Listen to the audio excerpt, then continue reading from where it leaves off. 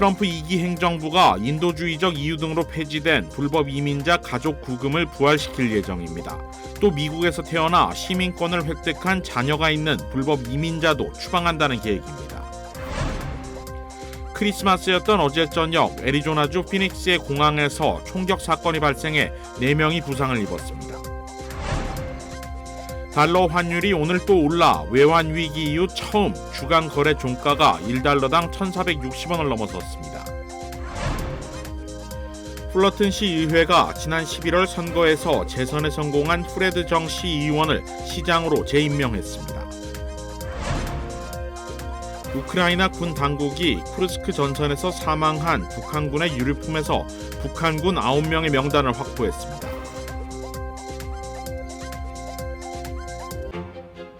블랙터치. 많은 말을 하지 않아도 많은 것을 전합니다. 우아함, 세련됨, 그리고 품격을 상징하죠. 조금만 더해줘도 큰 차이를 만들어냅니다. 칠흑 같은 밤보다 어두워 보일지라도 블랙터치는 모든 것을 새로운 시각으로 보이게 합니다. 기아 X라인 나이펄 컬렉션. Kia, movement that inspires. 시청자 여러분 안녕하십니까? KBS 아메리카 뉴스입니다. 트럼프 2기 행정부가 불법 이민자 가족 구금을 부활시킬 예정입니다. 또 시민권 자녀가 있는 불법 이민자도 추방할 계획입니다. 김지숙 기자가 보도합니다. 트럼프 2기의 국경 문제 총괄 책임자, 이른바 국경 차르로 지명된 톰 호먼 전 이민세관 단속국장 직무대행이 미국에서 태어난 아이가 있는 불법 이민자 가족을 수용시설에 함께 구금하겠다고 밝혔습니다. 호먼은 워싱턴 포스트와의 인터뷰에서 가족이 함께 추방될지 아이만 미국에 남길 건지는 스스로 결정하게 하겠다고 했습니다.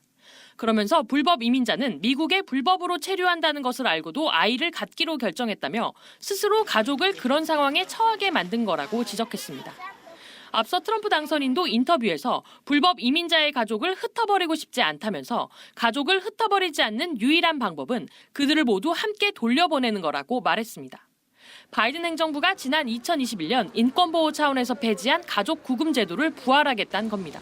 특히 호먼은 바이든 대통령이 없앤 구금시설도 새로 짓겠다는 뜻을 분명히 했습니다. We're going to enforce the law, and to do that, we're going to have teams out throughout the country arresting these targets. We got to build detention facilities to hold these people, so we're going to remove them. 불법 이민자로 신원이 확인된 이들은 체포된 후 판결을 받고 추방될 때까지 일정 기간 수용시설에 구금돼 있어야 합니다. 다만 어린아이들에게 해롭다는 비판이 지속적으로 제기돼 법원은 어린아이들이 시설에 머물 수 있는 기간을 최대 20일로 못 받기도 했습니다. 호먼은 대규모 추방 작업에 10만 개의 침상이 필요할 걸로 추정하면서 비용이 많이 들겠지만 장기적으로 미국 국민들에게 막대한 세금 절감 효과가 있을 거라고 주장했습니다. 워싱턴에서 KBS 뉴스 김지숙입니다. 오늘 LA 다운타운 건물에서 대형 화재가 발생했습니다. 오늘 오전 11시 30분쯤 1200 홉스트리트에 위치한 4층 건물에 화재가 발생했습니다. 한인이 KBS 아메리카로 보내준 제보 영상을 보면 출동한 소방관들이 피해를 줄이기 위해 연신 물을 뿌립니다. 이 건물은 100년 된 건물로 오랜 기간 비어 있어 불이 난 당시 노숙자 보호 건물로 활용되고 있었던 것으로 알려진 가운데 소방국은 노숙자들이 건물에 있었다고 전했습니다. 화재로 홉스트리트과 피코 블러바드 양방향이 일시 폐쇄됐고 사다리를 이용한 구조 작업과 진화 작업이 벌어졌습니다. 소방국은 사상자는 없다고 밝혔고 현재 화재 원인을 조사 중입니다. 애리조나주 피닉스의 공항에서 총격 사건이 발생해 4명이 부상을 입었습니다. 윤범수 기자가 보도합니다. 크리스마스였던 어제 저녁 9시 45분쯤 피닉스 스카이하버 공항에서 총성이 울렸습니다. 4번 터미널 보안구역과 검문소 바깥쪽에 있는 한 레스토랑 앞이었습니다. 출동한 경찰은 현장에서 총에 맞아 쓰러져 있던 남성 2명과 여성 1명을 발견했습니다. 이 중 여성의 부상 정도는 매우 심각한 상태로 알려졌습니다. A short time later, as other officers were arriving, 2 other individuals were located in the parking garage. One individual is believed to have at least 1 stab wound. He was taken to a hospital. 4 victims have been taken to the hospital. And 1 juvenile female has been detained. 경찰은 총에 맞은 3명을 포함해 사건에 연루된 5명 모두 아는 사이라고 밝혔으며 가족 간 다툼을 사건 원인으로 보고 수사 중이라고 밝혔습니다. 아직까지 이들 외에 다른 사람들이 다치거나 연루된 정황은 없다고 덧붙였습니다. 한편 총격 이후 공항에선 또 다른 남성 1명이 총기 소지 혐의로 체포됐는데 이 남성은 공항에서 총기 난사가 발생하고 있다는 잘못된 문자를 받고 공항에 온 것으로 전해졌습니다. 경찰은 체포된 남성이 앞서 있었던 총격 사건과는 관련이 없다고 밝혔습니다. 맨해튼시 웨스트 34가와 6가 교차로 앞, 뉴욕시 옐로우캡 한 대가 인도 위에 올라와 있습니다. 앞부분이 파손됐는데 범퍼가 떨어질 정도의 충격이었습니다. 경찰에 따르면 크리스마스였던 어제 오후 4시 많은 쇼핑객과 관광객으로 붐비던 백화점 앞 인도를 향해 택시가 돌진하면서 9살 어린이를 포함해 6명이 다쳤습니다. 사고를 일으킨 58살의 택시 운전사 역시 병원으로 후송됐습니다. 뉴욕시경은 대변인 성명을 통해 택시 운전사가 건강 이상을 일으켰을 가능성을 포함해 자세한 사고 원인을 조사 중이라고 밝혔습니다. KBS 뉴스 윤범수입니다. 하와이에 착륙한 미 여객기의 랜딩 기어 쪽에서 시신 한 구가 발견돼 경찰이 수사에 나섰습니다. 하와이 마우이 경찰은 24일 시카고 오헤어 국제공항을 이륙해 마우이 섬 카울루이 공항에 착륙한 유나이티드 항공 202편의 랜딩 기어 수납 공간에서 시신 한 구가 발견됐다고 밝혔습니다. 랜딩 기어 수납 공간은 항공기의 이륙 직후 바퀴 부분이 접혀서 들어가는 동체의 일부분입니다. 경찰은 사망자의 신원과 어떻게 여객기 랜딩 기어 수납 공간에 들어갈 수 있었는지 등을 조사 중입니다. 과거에도 미립국을 위해 여객기 랜딩 기어에 몰래 숨어 들어간 사람이 착륙 후 당국에 적발되거나 운행 도중 숨지는 사례가 종종 있었습니다. 여객기의 랜딩 기어 수납 공간은 높은 운항 고도에 따른 산소 부족과 기온 하강으로 보통은 사람이 생존하기 어려운 환경이지만 기적적으로 살아남는 경우도 있습니다. 2021년에는 한 26살 남성이 과테말라에서 미국 마이애미로 가는 비행기의 랜딩 기어 수납함에 숨어 있다가 착륙 후 적발되기도 했습니다. 뉴욕시 맨하튼 지하철역에서 묻지마 흉기 난동 사건이 발생해 2명이 부상당했습니다. KBTV 길현민 기자입니다. 지난 크리스마스 이브 저녁 뉴욕시 맨해튼 그랜드 센트럴 지하철역에서 묻지마 칼부림 사건이 발생했습니다. 사건은 24일 밤 10시 15분경 그랜드 센트럴 지하철역의 456번 열차 업타운 방면 승강장에서 발생했습니다. 뉴욕시경은 이번 공격이 무작위적이고 도발적으로 일어났다고 보고 있습니다. 28세의 제이슨 서전트로 밝혀진 용의자가 42세 남성에게 다가가 언쟁을 벌였으며 그 과정에서 40대 피해 남성은 손목을 베이는 부상을 입었습니다. 이후 용의자는 승강장 위층으로 도주했습니다. 용의자는 곧 개찰구 인근에 서 있던 26세 여성의 목을 칼로 긋는 범행을 저질렀습니다. 용의자는 에스컬레이터를 통해 도주하려 했지만 목격자들이 지하철역에 배치된 경찰관들에게 그가 도주한다고 지목하면서 곧바로 체포됐습니다. 경찰은 체포된 용의자의 재킷에서 범행에 사용된 흉기를 발견했으며 그가 다수의 전과 기록이 있는 인물이라고 밝혔습니다. 현재 서전트는 폭행과 위협, 불법 흉기 소지 등의 혐의로 기소된 상태입니다. 이번 사고로 인한 피해자 2명은 병원으로 이송돼 치료를 받았으며 생명에는 지장이 없는 것으로 전해집니다. KBTV 뉴스 길현민입니다. 달러 환율이 오늘 또 올라 외환 위기 이후 처음 주간 거래 종가가 1,460원 선을 넘어섰습니다. 달러와 대비 원화 환율은 주간 거래에서 전 거래일보다 8.4원 오른 1,464.8원을 나타냈습니다. 주간 거래 종가가 1,460원 선을 넘어선 것은 글로벌 금융위기인 2009년 3월 이후 15년 9개월 만에 처음입니다. 환율은 전 거래일보다 1.2원 내린 1,455.2원으로 출발했으나 바로 반등한 후 상승폭을 키워 1,466원까지 뛰었습니다. 환율은 지난 24일 1,460원을 넘는 등 2거래일 연속 1,460원을 웃돌고 있습니다. 달러는 최근 연준의 내년 금리 전망치 상향과 트럼프 2기 행정부 경제 정책 등의 영향으로 강세를 보이고 있습니다. 여기에 한국 내 국정불안 장기화도 원화 약세의 요인으로 작용하고 있습니다. 아들 2명을 입양한 후 성적 학대를 저지른 동성 부부가 징역 100년형을 선고받았습니다. 뉴욕 포스트 등 언론에 따르면 조지아주 윌튼 카운티 지방법원은 윌리엄 줄룩과 제커리 줄룩에게 지난 23일 가석방 없는 징역 100년형을 구형했습니다. 이들 부부는 2018년 종교단체에서 운영되는 특수지원 기관을 통해 남아 2명을 입양했고 부유한 애틀란타 주택가에서 아이들을 키워왔습니다. 윌리엄은 공무원, 제커리는 은행원으로 다른 사람들이 보기에 이들은 이상적인 부부로 알려졌습니다. 부부는 소셜미디어에 호화로운 생활 사진을 올리며 완벽한 가정을 연출했지만 실제로 부부는 아이들에게 성관계를 강요하고 이를 촬영해 성착취물을 제작했습니다. 다른 소아성애자들에게 학대 행위를 자랑하고 사진을 공유하기도 했습니다. 이들의 범행은 한 명이 아동 성착취물을 다운로드받은 사실이 적발되면서 조사관들이 집안 내부 등을 조사하던 중 아이들의 성적 학대를 확인했습니다. 검찰은 12살과 10살 피해 아동들은 전문가의 보호를 받으며 치료 중이라고 밝혔습니다. 블랙터치. 많은 말을 하지 않아도 많은 것을 전합니다. 우아함, 세련됨, 그리고 품격을 상징하죠. 조금만 더해줘도 큰 차이를 만들어냅니다. 칠흑 같은 밤보다 어두워 보일지라도 블랙터치는 모든 것을 새로운 시각으로 보이게 합니다. 기아 X라인 나이트폴 컬렉션. Kia, movement that inspires. 플러튼 시의회가 지난 11월 선거에서 재선에 성공한 프레드 정 의원을 시장으로 재임명했습니다. 프레드 정 시장은 플러튼시 역사상 3번째 연임에 성공한 첫 번째 시장으로 기록됐습니다. 이우수 기자가 취재했습니다. 지난달 5일 플러튼시 다운타운에 자리한 한 업소.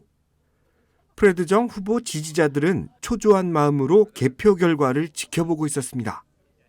72%포인트라는 높은 지지율을 얻어 재선이 확정되는 순간 프레드 정 의원은 올해 선거에 출마한 한인 후보 중 가장 먼저 승전보를 울렸습니다.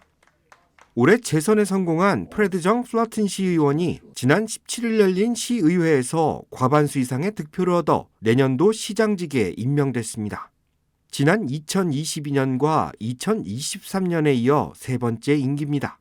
프레드 정 시장은 성원을 보내준 한인 유권자들에게 감사를 전하며 경험을 바탕으로 더욱 노력해 나가겠다고 밝혔습니다. Re-electing me for another 4 years. I am very grateful, very humbled by the support. We won by a 72% margin. In American politics, winning by 60% is a landslide. So winning by 72 is a remarkable feat on our part, shows the amount of support, the power that the Korean American community has politically in Orange County.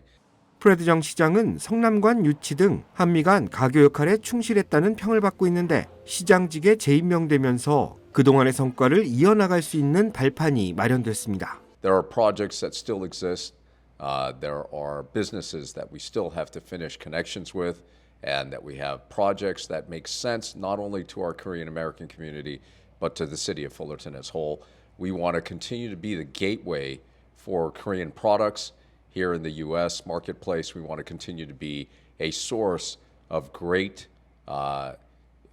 usefulness for Korean companies, and we continue to look that and work towards that. 앞으로 플러튼시는 한미 청소년 교류 등 인적 자원은 물론 한국 지역 정부와 기업의 미국 진출을 돕는 가교 역할을 지속할 방침입니다.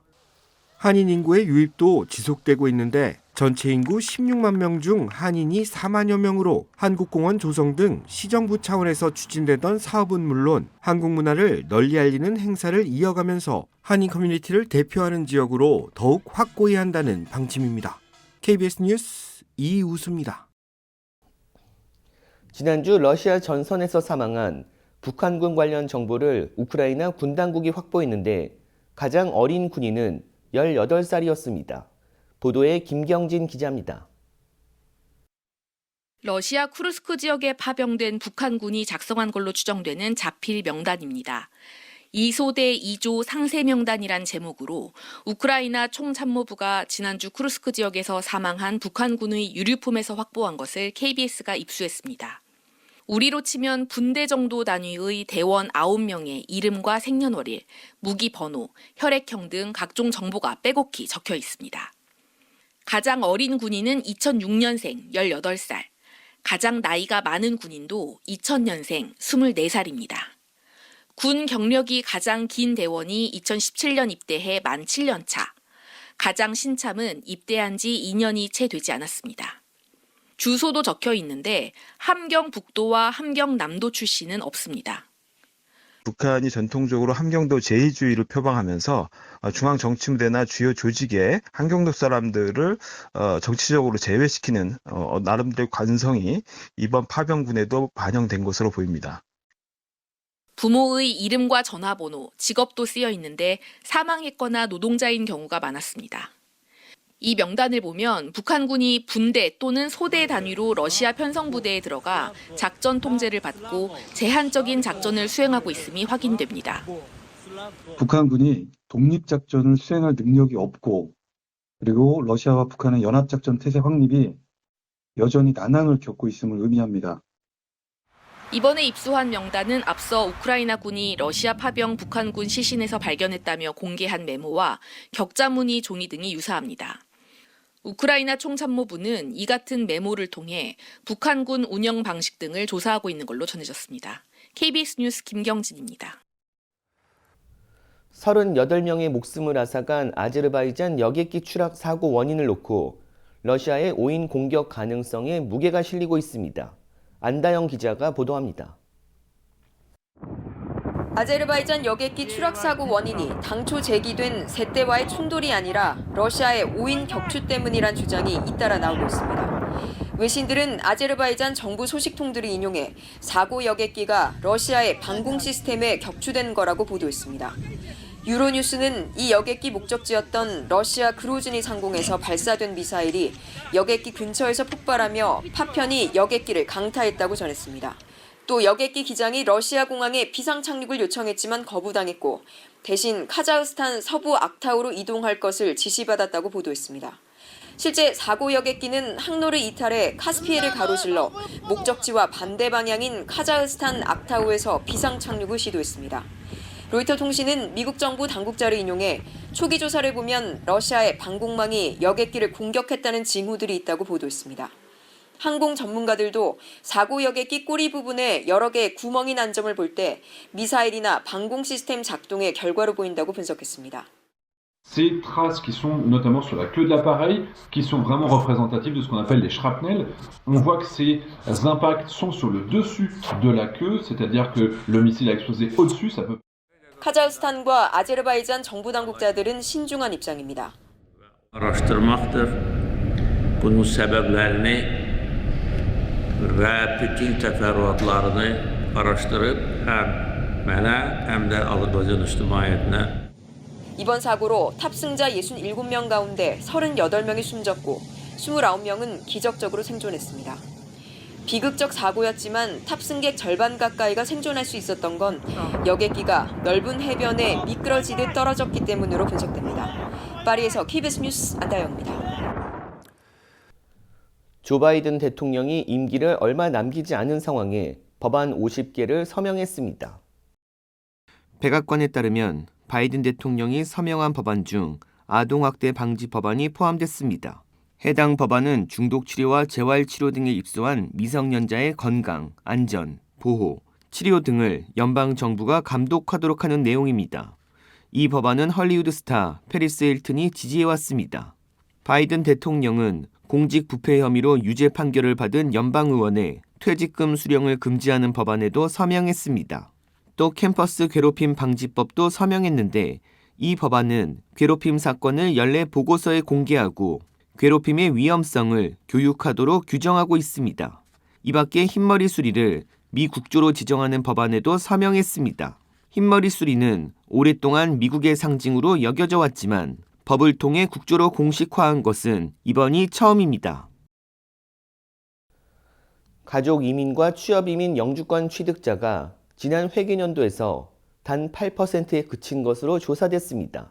KBTV 전상희 기자입니다. 2024 회계년도 한 해 동안 각종 미국 이민을 신청한 외국인들은 3,500만 명이나 되는데 그중에 영주권을 손에 받아든 사람들은 110만 명으로 3%에 불과했고 97%는 장기 대기 상태입니다. 신청자가 매우 많은 추첨 영주권을 제외하고 한인들이 흔히 신청하고 있는 가족 이민과 취업 이민만 보면 영주권 취득률은 8%에 그치고 있습니다. 케이토 연구소의 보고서에 따르면 9월에 끝난 2024 회계년도 한 해 동안 가족 이민으로 미국 이민을 신청한 외국인들은 832만 명에 달했는데 그중 영주권을 취득한 가족 이민 수속자들은 한 해에 65만 5,300여 명으로 8%에 그쳤습니다.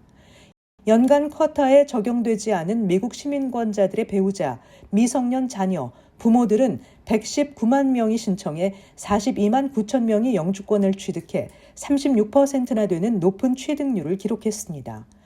반면 연간 쿼타가 22만 6천 개로 제한돼 있는 우선순위에 있는 가족이민 신청자들은 713만 명이 신청해 22만 6천 명이 영주권을 받아 3%에 그친 것입니다. 취업이민은 2024 회계년도 한 해 180만 명이 신청해 연간 쿼타인 14만 명이 영주권을 발급받아 8%의 취득률을 보였습니다. 전체 신청자의 97%는 연간 쿼타에 따라 자신의 차례가 되기만을 대기하면서 수년, 수십 년씩 기다리고 있습니다. 주요 이민 신청서의 적재 현황을 보면 가족 이민 신청자들은 2023년 말 현재 무려 851만 명에 달하고 있으며 취업 이민 신청자들도 180만 명이나 기다리고 있습니다. 시민권자의 형제 자매 초청의 경우 17년 6개월째 대기하고 있는 실정입니다. 이와 함께 부모 따라 가족 이민으로 영주권을 신청했다 장기 대기 중에 21세를 넘기면 초청 대상에서 제외돼 영주권 길이 막혀버리는 사태까지 겪고 있습니다.